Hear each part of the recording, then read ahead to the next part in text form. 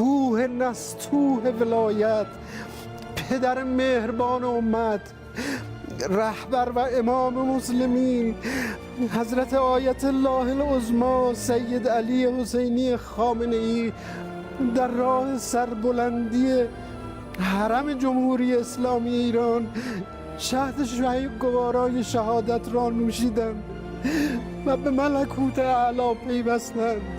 رہبر کی شہادت جو ہوئی ہے تو اپنی نواسی کے ساتھ، نواسے کے ساتھ، بیٹی، داماد اور دیگر ان کے جو ساتھیوں سمیت ایک عظیم شہادت ہوئی ہے، تو اور یہ ایک بہت بڑا خلا بیچ میں آ گیا ہے جو عالمی طور پر اور ملکی انقلاب میں جو خلا پیدا ہو گیا ہے، تو یہ خلا کس طرح سے پر ہوگا؟ جی بسم اللہ الرحمن الرحیم۔ جیسا کہ آپ نے سوال کیا ہے کہ ایک خلا پیدا ہوا، دیکھیں جب بھی کوئی عظیم شخصیت چلی جاتی ہے، اٹھ جاتی ہے تو بھی اس طرح سے اچانک فوری طور پہ اور شہادت کے ساتھ، تو یقیناً ایک خلا آتا ہے، لیکن خلا کا مطلب یہ نہیں ہوتا ہے کہ وہ جو سلسلہ اور وہ راستہ جو جاری تھا وہ ختم ہو گیا، وہ بند ہو گیا، وہ تمام ہو گیا۔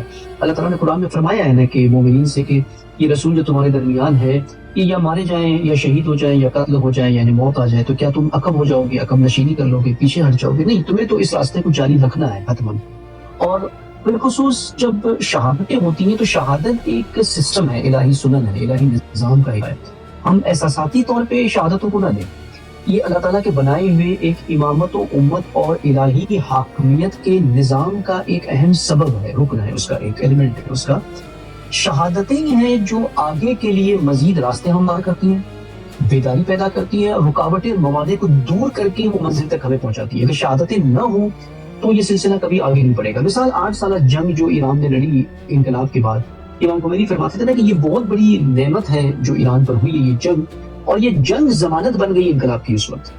یعنی کہ یہ جنگ نہیں ہوتی، وہ جذبہ نہیں آتا قوم کے اندر، وہ 8 سال تک کے مجاہدین مبارزین میدان میں نہیں ہوتے، دشمن کا اصلی چہرہ نہیں دیکھتے، تو شاید انقلاب آج نہیں ہوتا ہمارے درمیان یہاں پر۔ اسی طرح سے دیگر شہادتیں بھی جو ہوتی ہیں یہ آگے اور مزید میدان ہموار کرتی ہیں، اور ایک بیداری، ایک شہید کے خون کے قطرے میں نہ جانے کئی لاکھوں اور ملینز لوگ جو ہے وہ بیدار ہو جاتے ہیں۔ اور جیسا کہ آپ نے دیکھ لیا بقائے معظم رہبری کی شہادت بہت ہی پرآسانیہ ہے، کیونکہ ایک معاشرے سے جب ایک نبی اٹھ جاتا ہے، یہ اسی طرح کا حالات ہے کہ ایک نبی معاشرے میں ہو اور وہ نبی جو حرکت میں ہو، جیسے رسول اللہ کے جانے کے بعد بہت سے صحابی تھے جو یہ باور نہیں کر پا رہے تھے اس دن کی واقعی رسالت مات کی موت ہو گئی ہے، ان کی رحلت ہو گئی ہے۔ یعنی اتنی انسیت، اتنا اٹریکشن ہوتا ہے ان شخصیتوں سے، اتنی ہدایت لی ہوتی ہے کہ انسان ایک خلا محسوس کرتا ہے کہ اب ہماری رہنمائی کون کرے گا، ہماری ہدایت کون کرے گا، اور دشمنوں کے مقابلے میں تدبیریں کون کرے گا۔ تو یہ ایک نیچر ہے، لیکن وہ سلسلہ رکتا نہیں ہے، وہ آگے بڑھ جاتا ہے۔ بالخصوص اس شہادت میں جہاں ایک شخص نے 86 سال کی زندگی گزاری، اور 86 سال کی زندگی یعنی بلاغت سے لے کر کے آخری لمحے تک صرف دین کی خدمت میں گزری ہے، واحد، اور کوئی کام نہیں کیا، بس صرف خدمات دین۔ اور وہ بھی کون سا دین؟ وہ اسلام ناب۔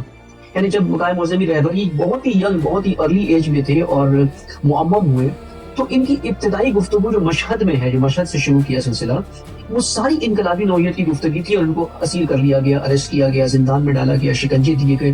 اس وقت سے لے کر کے پھر انقلاب، اس کے بعد جنگ میں میدان میں صف اول میں چلے جانا، جنگی لباس پہن کر کے خطبے میں، پھر بازو شہید ہو جاتا ہے اس واقعے کے اندر، اور اس کے بعد رہبری سماجی، تو مسلسل بحرانوں کے اندر، سختیوں کے اندر ہر دن سمجھے آپ کو کوئی نہ کوئی شہادتیں ہوتی ہیں۔ نیوکلیئر سائنٹسٹ کبھی شہید ہو رہے ہیں، کبھی کوئی ٹیررسٹ واقعات ہو رہے ہیں۔ ان سب کو مینج کرنا، اس کی مدیریت کرتے ہوئے یہاں تک پہنچنا، تو ایک ایسی شخصیت، ایک ایسی ہستی جو اتنی پختہ، اتنی میچور، اور جس کے آگے میں سمجھتا ہوں دنیا میں الہی سیاست کا کوئی جواب نہیں ہے ان کے آگے، کوئی اور ثانی نہیں ہے جو الہی سیاست کرنا جانتا ہو قائم معظم رہبری سے بہتر اس وقت۔ تو یہ وہاں جب پہنچ جاتی ہے وہ شخصیت، تو یہ نہیں کہ وہ شخصیت صرف خود کے لیے سب کچھ کرتے آئی ہے، انہوں نے بھی یہ دیکھا ہے کہ میرے بعد کیا ہوگا آگے، اور وہ تدبیر اور وہ پلاننگ کی ہوتی ہے۔ آپ نے دیکھا کہ ایک لمحے کے لیے بھی جنگ نہیں رکی ہے رہبر کی شہادت کے بعد، اور بلکہ اس میں شدت آ گئی۔ گویا ایسے لگ رہا ہے کہ وہ لیڈرشپ بالکل موجود ہے جو مسلسل پلاننگ کے ساتھ، گائیڈنس کے ساتھ یہ سارے اٹیکس کروا رہی ہے، کس طرح سے جواب دینا ہے۔ جبکہ صرف رہبر تنہا شہید نہیں ہوئی ہے، سپاہ کے کمانڈر شہید ہے، منسٹری آف ڈیفنس شہید ہے، اور بقول آج کی رپورٹ کے، بقول امریکہ کی رپورٹ کے، کہ 37 کمانڈرز کو انہوں نے اس حملے میں شہید کیا۔ یعنی اتنی شہادتیں ہونے کے بعد بھی جنگ اسی شدت کے ساتھ ہے، کوئی کمی نہیں۔ یعنی یہ کیسے ہوا؟ یہ اسی لیے ہوا کہ پراپر تدبیر اور پراپر پلاننگ پہلے سے کی گئی تھی کہ اگر اس طرح کے واقعات ہوتے ہیں تو ہمیں آگے کیا کرنا ہے۔ یہ عنقریب آپ دیکھیں گے جب یہ جنگ رک جائے گی تو وہ مقام معظم رہبری کے وصیت نامے جب سامنے آئیں گے تو اس میں آپ کو خلاصہ پراپر ملے گا کہ کس طرح کی پلاننگ یہ کر کے رہبر گئے تھے. اور کچھ جملے آتے ہیں سامنے شخصیتوں سے کہ یہ بارہا کہا ہے کہ جب مجھے کچھ ہو جاتا ہے، مجھے شہید کر دیتے ہیں، تو یہ مقاومت رکنی نہیں چاہیے، یہ جاری رہنی چاہیے. کیسے جاری رہنی چاہیے؟ اس کی پلاننگ، اس کی ٹریننگ، تربیت، یہ سب کچھ کر کے گئے وہ. تو ایک شخصیتی خلا تو ہے. جیسے امیر المومنین خود رسالت مآب کے بعد اپنے خطبوں میں 25 سال کے بعد انہوں نے یہ جب گفتگو کی خلافت میں ہے تو یہ کہیں بہت سی مشکلات مجھے پیش آئی، لیکن سب سے بڑی مشکل علی کو کیا کون سی تھی؟ سب سے بڑی مشکل میرے لیے یہ تھی، وہ رحلت رسول اللہ خود بڑی مشکل تھی. یعنی وہ شخصیت جب معاشرے سے چلی تو لوگوں کا اٹیچمنٹ شخصیت سے اتنا تھا، یعنی بعض اوقات ہم شخصیت سے اٹیچ ہو جاتے ہیں، یہ جو شخصیت کو مصداق سمجھتے ہوئے، دین کا ریفرنس سمجھتے ہوئے، ایک آئیڈیل سمجھتے ہوئے، چاہے ہمیں دین کی معرفت ہو یا نہ ہو، ہم سمجھتے ہیں یہ شخصیت جس دین پر، یہی صحیح دین ہے، ہم اسی کو فالو کریں تو ہم بھی صحیح راستے پر چلیں گے. جب ایسی شخصیت بیچ میں سے چلی جاتی ہے تو ایک بہت بڑا خلا آ جاتا ہے اور لوگ کنفیوز ہو جاتے ہیں کہ انہیں کیا کرنا ہے. اور امیر المومنین کو جو مشکل پیش آئی رحلت رسول اللہ کے بعد وہ یہی مشکل تھی کہ لوگوں کو سمجھ میں نہیں آ رہا تھا کہ علی وہی شخصیت ہے جن کی تربیت خود رسول اللہ نے کی ہے، اسی راستے کے اوپر ہے، اسی مقام کے اوپر ہے اور اسی کو آگے لے جائیں گے. یہ مشکل امیر المومنین خود اپنی زبان سے فرماتے کہ میرے لیے سب سے بڑی مشکل یہ تھی. اسی طرح سے آج کوئی بھی جو نائب آئے گا، جو ولی فقیہ ہوگا، چاہے جو بھی ہو، لیکن یہ ایک خلا رہے گا کہ 37 سال ایک شخص نے رہبری ایک ملت کے اوپر کی ہو، اس کا اثر ہے، اس سے ایک انسیت ہے، اس سے ایک محبت ہے، اس سے ایک حب ہے. وہ گیپ اپنی جگہ ہے، لیکن جو ٹیم تیار کی ہے رہبر نے، جو امت تیار کی ہے رہبر نے، وہ اتنی ٹرینڈ ہے، اتنی آمادہ ہے کہ اس راستے کے اوپر کوئی مشکل نہیں آئے گی. راہ ویسی انشاءاللہ تعالی جو ہے وہ جاری رہے گی. اور ہٹانے کا مقصد بھی رہبر کو یہی تھا نا شہید کرنے کا، کہ اس راہ انقلاب کو روکنا تھا. بار بار جو ٹرمپ نے کہا ہے رجیم چینج سے مراد کیا ہے؟ رجیم چینج سے مراد ہے کہ انقلابیت چلی جائے، جمہوریت آ جائے اور لبرلزم آ جائے، سب کچھ امریکہ کو تسلیم کر لیا جائے. سادے لفظ میں امریکہ کے ورلڈ آرڈر کو تسلیم ہے، جو جیسا وہ چاہتے ہیں ویسا آپ کریں گے.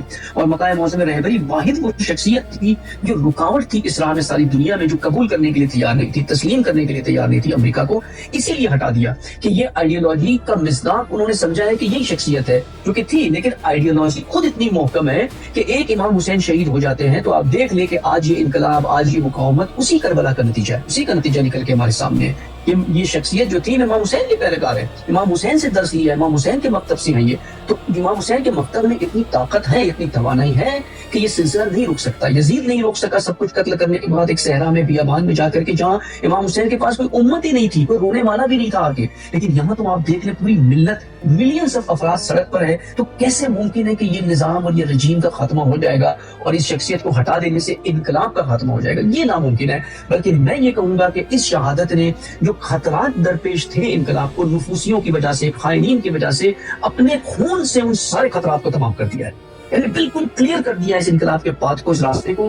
اب تک تو ہم بھی تھوڑے سے مبہم تھے کہ اگر انقلاب کو کچھ خیانتوں کی وجہ سے ہو جاتا ہے تو پھر تو کئی 100 سال لگ جائیں گے، پھر دوبارہ بیداری آئے گی، پھر دوبارہ انقلاب آئے گا، پھر امام کا ظہور ہوگا. لیکن اب یہ بات محکم ہو گئی ہے کہ یہ آخر الزمان ہے اور یہی سلسلہ جا کر کے امام زمانہ کے ظہور سے ملنے والا ہے. یہ حتمن ہے. اس میں اور بھی مدلل دلائل ہے، جذباتی بات نہیں ہے. یہ دلیل سب سے محکم ہے کہ ہمارے پاس نشانیوں میں ہے نا، کہ ظہور کی نشانیوں میں ایک سب سے بڑی نشانی ہے قتل نفس زکیہ. ایک پاکیزہ، زکیہ سے مراد ہوتا ہے نہ صرف پاکیزہ، ایک نشو و نما کرنے والی چیز جو گروتھ کرتی ہو، جو پھیلتی ہو. زکوٰۃ کا مطلب یہی ہوتا ہے گروتھ جس میں ہو. تو 37 سال کی رہبری میں آپ دیکھتے کتنی نشو و نما اس شخص نے کی ہے، اس نفس نے کی ہے. تو یہ واقعی نفس زکیہ ہے جس کی شہادت وہ علامت ہے جس نے میدان ظہور کو بالکل ہموار کر دیا ہے.